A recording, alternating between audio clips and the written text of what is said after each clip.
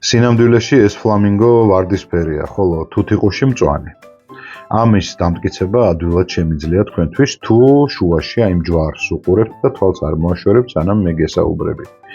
ჩვენი ტვინი ძალიან ბევრ რაღაცას აღიქვავს უცნაურად და სხვანაირად და თქვენ ამაში ახლა დარწმუნდებით.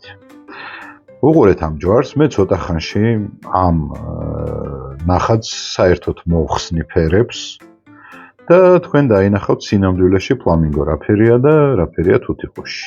მაშ ასე მოემზადეთ. აბა როგორ ხედავთ, მეგობრებო?